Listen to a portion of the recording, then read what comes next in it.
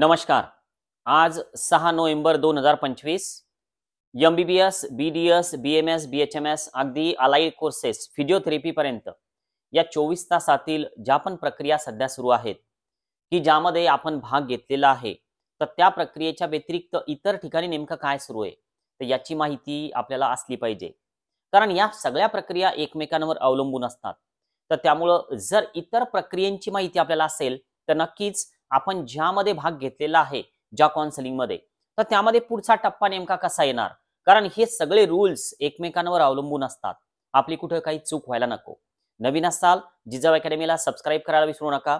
या 24 तासातील पहिलं जे अपडेट आहे तर यामध्ये सीटी सेल वेबसाईटवर आपण जर सध्या जरी चेक केलं तर सर्वात शेवटी आपल्याला फिजिओथेरपीचं सीट मॅट्रिक्स दिसतंय अलाइड कोर्सेसचं. तर त्यानुसार आज फिजिओथेरपीचा राऊंड लागणार, सिलेक्शन लिस्ट येणार आणि या राऊंडला मिळालेलं कॉलेज जॉईन करणं गरजेचं आहे. तर हे सर्वांनी लक्षात ठेवायचंय.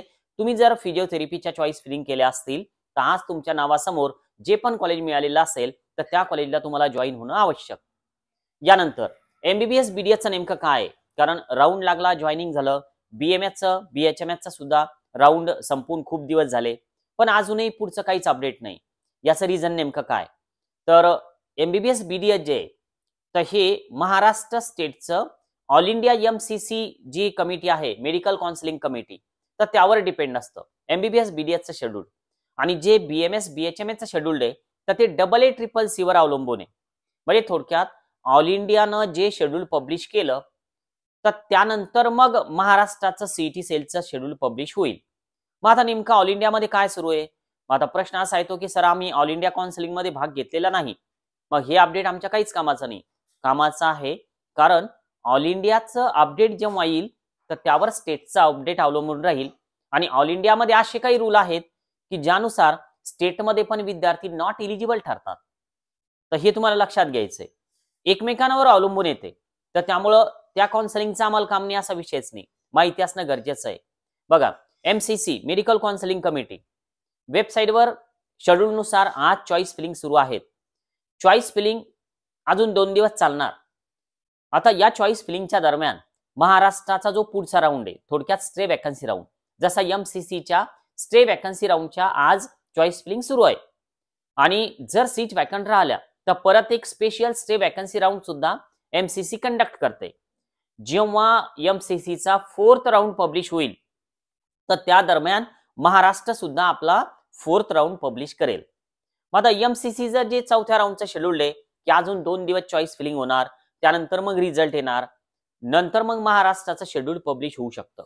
थोडक्यात साधारण 9 किंवा 10 तारखेपर्यंत महाराष्ट्राचा MBBS BDSचा 4था राऊंड लागण्याचे चान्सेस आहेत. 4थ्या राऊंडला नव्यानं रजिस्ट्रेशन होत नसतात. आता राहतो प्रश्न की BMS BHMSचं नेमकं काय, तर AACCCचा जो राऊंड आहे तर तो आज पब्लिश होणार. सिलेक्शन लिस्ट येणार आहे आज AACCCची स्टे वॅकन्सी राऊंडची, म्हणजे 4थ्या राऊंडची. आता या दरम्यान BMSचं शेड्यूल सुद्धा पब्लिश होऊ शकतं. म्हणजे थोडक्यात महाराष्ट्रामध्ये MBBS BDS BMS BHMS हे थोडे पॅरलली यावेळेस येऊ शकतात, सोबत सोबत या डेट येऊ शकतात, चॉईस फिलिंगच्या असतील किंवा जॉईनिंगच्या असतील. आणि या दरम्यान एक महत्वाचा अपडेट आहे. तुम्हाला जर महाराष्ट्रामध्ये कुठं BMS BHMS मिळालेलं नसेल तर सध्या MP चं शेड्यूल आलेलं आहे.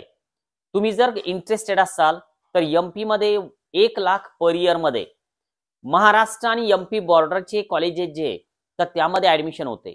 1 lakh per year. Hostel mess compulsory नाही, ते आपल्या मनावर आहे. आणि यामध्ये बरेच विद्यार्थी स्कॉलरशिपसाठी अप्लाय करतात. गॅरंटेड मिळेलच असे नाही, पण तुमची 1 लाख पर इयरची तयारी ठेवा. नक्कीच तुमची ऍडमिशन तिकडे BHMS ला होऊ शकते. 144च्या वरती मार्क्स पाहिजे. BMSचं सुद्धा तीच कंडिशन आहे, पण तिकडचा जो BMSचा आताचा राऊंड आहे तर तो स्टे वॅकन्सी आहे. तर त्यामुळं थोडं बजेट आता वाढणार. तर त्यामुळे याची काळजी घ्या. कर्नाटक असेल, तामिळनाडूमध्ये आता 9 तारखेला आपले जिजाऊ अकॅडमीला जे काही स्टुडंट जात आहेत त्यांनी ते सगळं बुक करायचं ठरवलेलं आहे कॉलेज वगैरे. तर त्यामुळे तुमची इच्छा असेल तर अजूनही तुम्ही निर्णय घेऊ शकता, संपर्कात येऊ शकता.